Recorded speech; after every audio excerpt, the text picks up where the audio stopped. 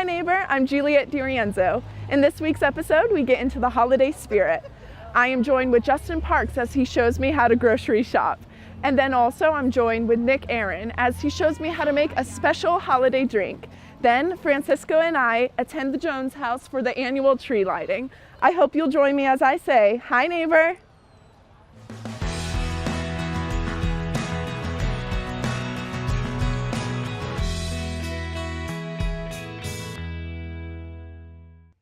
Knowing what to shop for in the grocery store can be a difficult time.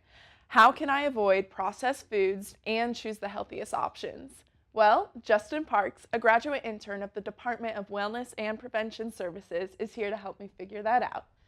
Justin, thank you so much for joining me today. Thank you for having me. Of course. So first off, would you tell the students a little bit about the Department of Wellness and Prevention Services? Sure. So Wellness and Prevention Services is, just a kind of a program, department that's there to help students in any way. So we cover all different aspects of wellness. We talk about sexual health, nutrition, physical activity, environmental wellness, drugs and alcohol, all that kind of stuff. Wow, great. Can you tell me a little bit about your involvement with the department? Yeah. So I'm a graduate nutrition intern, so my role there is kind of that community nutrition aspect, doing grocery store tours, dining hall tours, and I work closely with the registered dietitian in the office who also does counseling with students as well. Great. Mm-hmm. So you brought some food with you today, yes, correct? You're going to tell me about the nutritional facts, which is very needed for me because sometimes I just grab the first thing I see or the cheapest item, usually. I think a lot of us do that, and that's okay sometimes.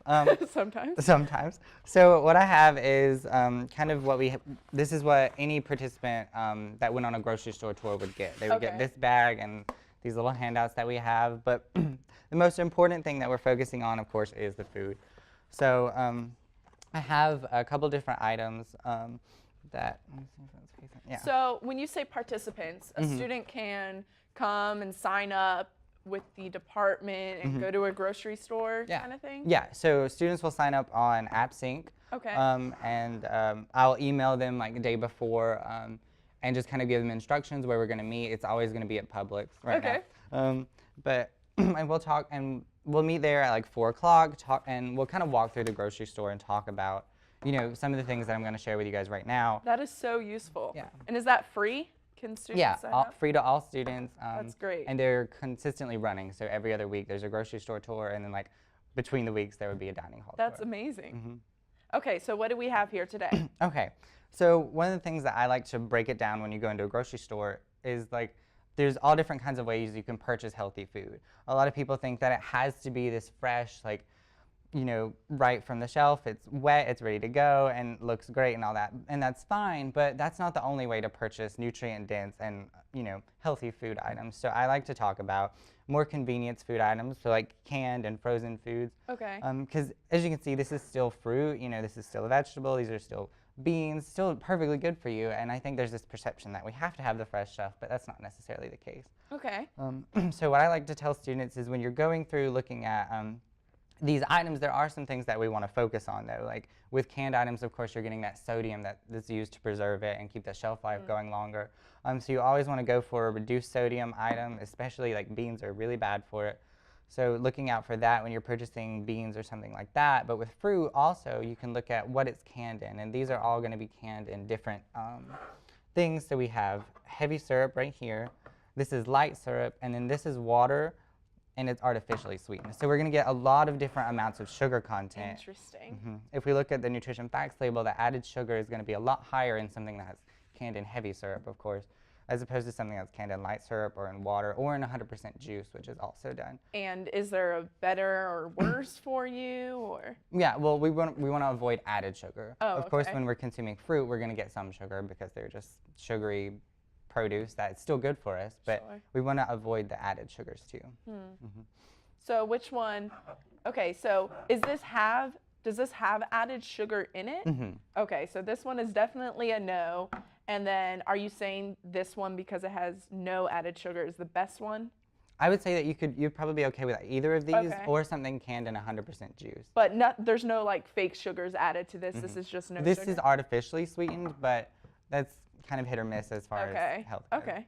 Interesting. All right. Yeah. What else do we have here today? So another thing, we talked about the reduced sodium. So that's kind of a go-to always, is just going for that when you see it, you know, just to kind of cut down on that, because it can get really high when you look at servings per container. Okay. And you have to multiply the whatever's on that nutrition facts label by however many servings there are in the container, because most times you're going to eat the whole can. Right. So, Right. so it can add up really, really quickly. Okay.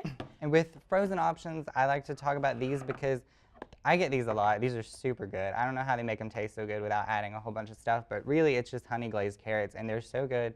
And it's like $1 or something at the store. Yeah, they're so cheap. Yeah, and you can have these on hand, so it comes down to convenience for me as like as a college student. I think we don't necessarily have time, and one of the reasons I tell people about the other types of produce is because fresh stuff, like if you're running out of time, you can easily, like, it'll go bad in your fridge and then you've wasted money. So I think going with frozen and canned can be helpful when it comes to like a time crunch.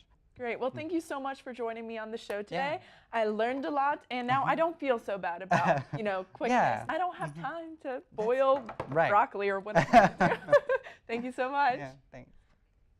Stay tuned, because after the break, I learn a quick and easy recipe for a delicious chocolatey drink.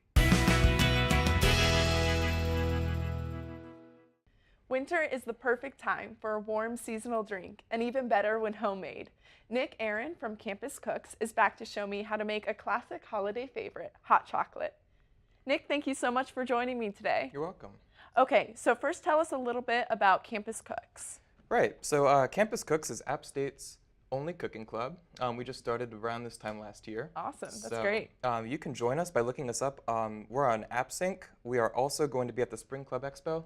Okay, great. And you could also send us an email. We are appcooks@gmail.com. Okay, great. So it's pretty easy to join, and all you do is cook all the time? Very easy to join. You can join, and now we have regular members, and there's requirements that you can meet. You just come to a couple meetings, and you're a regular member, or you can also pick and choose the meetings you come to based on your food preferences. Okay, that's great. So what do you have prepared for us today? Well, we're going to make hot chocolate today, and hot chocolate is usually you go to the store and you buy mix, and that's just powdered hot chocolate, and there's sugar in there, and it's great, but we're going to make it from scratch today. I love the sound of that.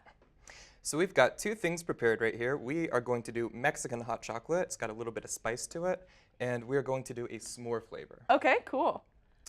So let's go ahead and do the Mexican first. I've got right here a blend. This is cayenne and 2 types of chili powder. So cayenne powder is very strong, so there's only a little bit in it. So first, we are going to pour the pre-made hot chocolate. Now, I'd like to talk about that real quick. Yes, tell me a little bit about the homemade chocolate. Right. So we're going to combine milk. You might want to use whole milk. It's just going to taste more rich, but if you're calorie conscious, you can use skim milk. It's just as fine. And you're going to take an entire cup of milk and combine that with 3 squares of Hershey's chocolate or any other chocolate. It just needs to be about an ounce of chocolate to 1 cup. I see. And you just use that ratio for however many cups you'd like to make of hot chocolate. So you can go ahead and pour yourself hot chocolate. This is just the unflavored base. Got it. It's very thick and rich because we're using actual hot chocolate that we've melted into the milk. I'm so excited. Okay, so you're making the Mexican and I'm making the s'mores? That's correct. You have graham cracker here. We have fluffernutter. Okay, perfect. So what's the first ingredient for the s'mores? First ingredient for the s'mores would be the marshmallow fluff. We're going to mix some of the marshmallow fluff into the actual cup there. So just add as much as I want? Add as much as you want, your discretion. Okay, and what are you making over here? I'm going to go ahead and make the spice. We're going to use, now if you've got measuring spoons, that's great. We're going to put about 1/4 teaspoon, so not that much. It's going to look about that much of spice, just right in there, and mix it up. Is it going to be spicy? It's going to be spicy, but in a good way. Okay, I trust you. You're the expert here. I think I added too much. Is it okay if I spill over a little bit? Looks like you already have. It's all going to the same place. We're good. All right. This is beautiful. Now what? You want to add the graham crackers? Sure. Okay. I think this is good. So we're going to go ahead and paint the rim with the marshmallow fluff. Okay. Looks like you've already started to do that with your mixing. It's just because it spilled over a bunch. All right. And then what are you adding to yours next? Well, so we've got 2 items here. We've got pure peppermint extract and we've got vanilla extract. Now, peppermint extract is great to add to hot chocolate to begin with. I'm not going to use this one in the Mexican hot chocolate, though. I'm going to use a little bit of vanilla extract. I know, I was like, the cayenne pepper, Yeah. Mexican pepper. Don't know how that would taste. Oh, it's very potent. I'm only going to add a little. Oh, that was way too much. So what's the point of adding like vanilla extract? I can never even taste it in. It's just a little subtle flavor. But we're Okay. definitely going to taste that because that was a lot. Yeah, you put a lot in there. Okay, so I'm just gonna like try and make this pretty, but boom. Smell that?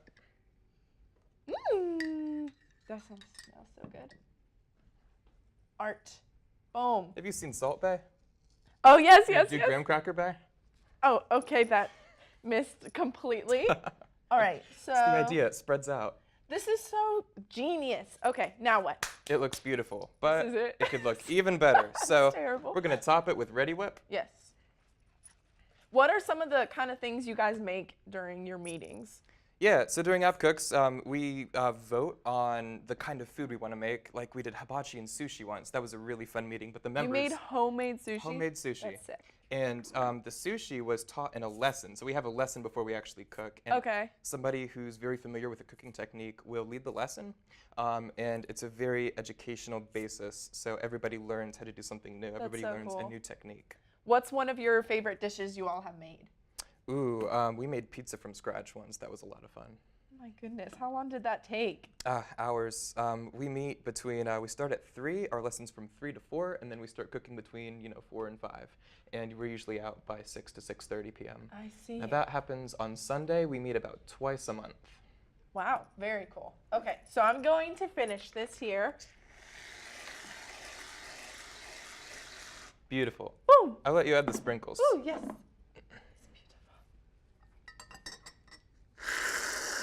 Now, we pre-made one so that it would be more, I knew I would not do very well with this, so we pre-made this beautiful one. I'm just going to add some whipped cream to Of course. it to make it even more aesthetically pleasing. I'll do bitter. A little bit, you want to put some sprinkles on this one? And then, boom, boom. There we go. It's perfect. Cheers. I have to try it. Oh, goodness. You How lost the- some graham cracker.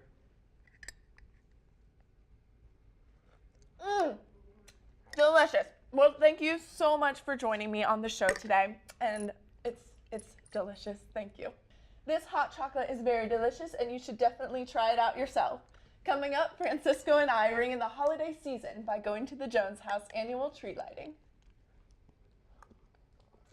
I'm gonna need a minute with this.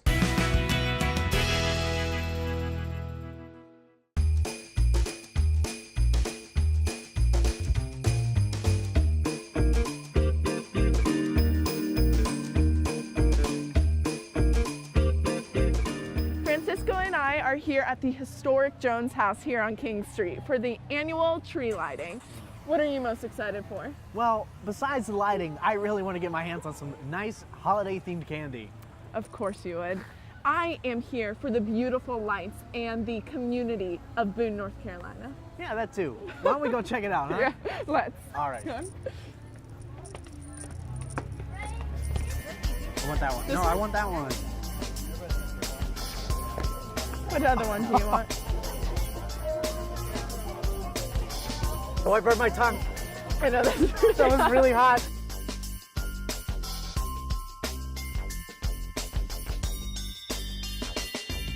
I'm here with Mayor Dr. Rennie Brands here at the annual tree lighting at the Jones House. Thank you so much for joining me Glad today. to be with you. Of course. So tell me a little bit about your favorite things about the tree lighting. Oh, it's the community coming together to celebrate this joyous event and to remember just how important Christmas is. And I think getting families and people together like this is wonderful. It's a reflection of the kind of caring and welcoming nature of our community. Of course. Boone is very special to me. Oh, I agree. That's why I love it so much. Good. What are some other things going on tonight? Oh, there are many things on King Street, as you can see and hear, but also out at the Harvest House, there's a fundraiser for the Appalachian Theater, which is going to be renovated and become one of our major cultural venues here in Boone. I'm so looking forward to that. That's going to be great. It's going to be exciting. There's a raffle and an auction, so if you have any extra change, you might want to bid on some of the items that are there this evening. Okay, yes, so I saw a huge line outside of the theater on King Street tonight. What is that? I'm not quite certain. I think it's a step group that's going to do some performing. That sounds awesome. And I know that at the post office, Santa Claus is going to show up, and some of his helpers are there too. So everything's happening. I mean, so many things are happening tonight in the first night in Boone that it's hard to do it all. Right. December 1st, we're knocking off the holiday season. I love it. We're getting off on the right foot. All right. Well, it was so great running into you. I hope you have a great rest of your night celebrating the holidays. Thank you. Of Thank you. course. I'm at the Jones House of Pilar Photo. How are you doing today? I'm doing great. Thanks so much for being here. Yeah, it's a wonderful event going on today. Now, can you tell me a little bit about what you do here at the Jones House? I would love to. I am the Director of Cultural Resources here for the town of Boone, which basically means that I am the events planner for the town of Boone, which we don't officially have an events planner, but that's basically what I do. I do parades, all the special events. Halloween, we have a big downtown Boone. Hopefully you were here for that. Oh, yeah. Easter, we have an Easter extravaganza. At Christmas time, we have the Christmas tree lighting, which is why we're here this evening. We also have a Christmas parade, which will take place next Saturday.